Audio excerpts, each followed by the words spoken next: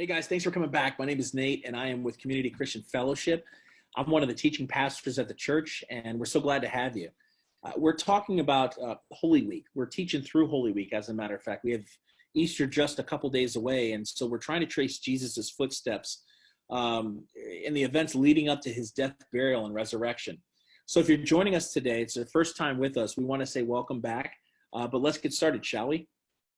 Like I said before, it's Holy Week, day 3, and we've given you a lot of information to kind of digest. And so I want to give you that opportunity now to do so, and especially those that are joining us, want to give you that chance as well.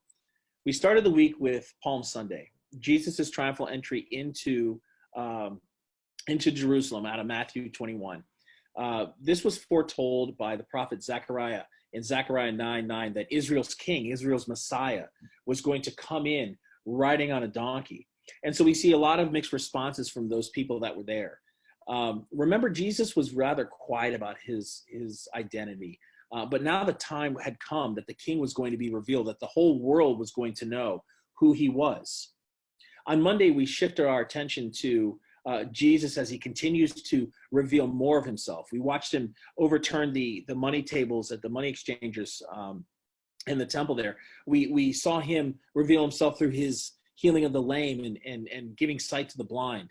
It wasn't until after that that he left, head west to Bethany and spend the night there with his disciples. Well, Tuesday morning comes rolling around and Jesus heads back to the temple to re-engage conversation with the leaders that he called vipers. It isn't until the afternoon that he makes his way up to the Mount of Olives with his disciples. That's where the Olivet Discourse takes place, where Jesus discusses the end times. He talks about Israel's destruction. He also talks about a warning. He gives them a warning because he's going away, that there'll be others that are going to come in his name, that are going to look like him, they're going to sound like him, but they're the ones that are going to know that whether it's him or not. But he gives them warning, and tucked within that warning and that message was a message for us in the 21st century. It really talked about during times of uncertainty. The Bible describes it as times of war, where there's rumors of war, that during those times that people take advantage of others and that others will be swept away because they don't know the prophet. Don't know Jesus. And so that's where we land our feet today on Wednesday. We're in the book of Matthew and Matthew 26, verses 2 to 16. And for 2 straight days, these guys Jesus has been teaching, preaching, hiking, debating. And so they're in Bethany. They're kicking back, man. They're taking a bit of a break. They've got to be worn out if you just think about it. I mean, the trip just to and from Bethany to Jerusalem, that's about a mile and a half. But then consider going up the Mount of Olives. That's 808 meters above sea level, or to put it simply, 2,652 feet above sea level. For those that can't put a picture or a number to that, it's like walking up and down the Washington Monument. From floor to ceiling, the Washington Monument is just shy of 900 steps. Now imagine doing that when you're walking up a mountain with its different terrains and whatnot in the original Birkenstocks, right? With no arch support. That's got to be exhausting and terrible on your feet. Well, we also know a little bit more about what Jesus is doing leading up to this point. You remember Lazarus, right? Mary's brother, the one who Mary who poured the bottle of Clive Christian #1 over Jesus during his anointment. Well, we know in John that while Jesus was on his way to Bethany, he raises Lazarus from the dead. While that's going on, there's a plot brewing in the narrative, though. Judas Iscariot, the one who was beside himself watching Mary pour this extremely expensive bottle of perfume over Jesus, one of his own disciples, one of Jesus' own disciples, has just struck a deal with the religious leaders back at the temple. Now, the deal wasn't just to give Jesus up. At first glance, that's what it seems like. Judas offered himself as a witness in exchange for money, 30 pieces of silver, or shekels to be exact.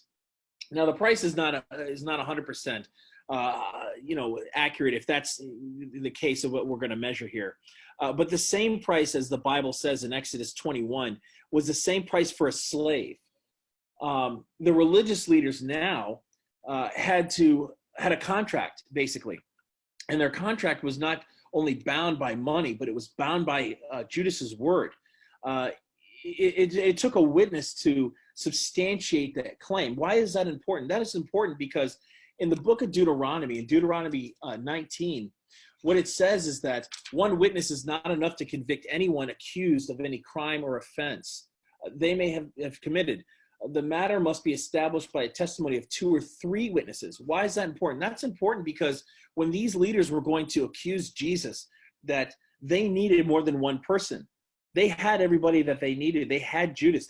So Judas was in, and they were counting on him to do this. So not only was Judas vested in this, his word was attached to it.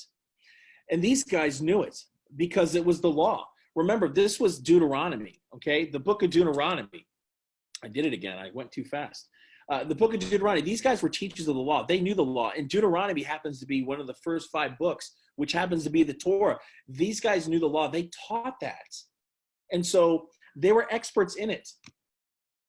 And so getting rid of Jesus once and for all this is how they were going to do it. They were going to take Judas and have him become a witness. They were going to pay him money. And so you're asking me, what's your point? Like, how are you going to land this plane? Folks, Jesus knew what was happening. Remember, he's God. He's always aware of what's happening. He knows that the very hairs on our heads. So he was aware of this whole thing the whole time. I would argue that not only did he know this, that he still decided to go through with all this. You know, I love what the Bible says as it describes God as being all-knowing. That's what it means to be omniscient, right? An all-knowing God. I love what Psalm 193 verse 4 says. It says, even before there was a word on my tongue, behold, O Lord, you knew it all. And you say to me, if he knew it all, then why didn't he do something about it? Why did he go through with this whole thing? Well, that's where I have to leave you today. I want you to come back so we can take a look at that tomorrow and so we can discover a little bit more about the plot as it thickens. But yeah, that's really what it's about. And guys, if you need prayer requests, if you have anything that you want us to pray over, just give us a call. Let us know. We're happy to help. But come back tomorrow. We can talk a little bit more about the events leading up. Thanks so much. God bless.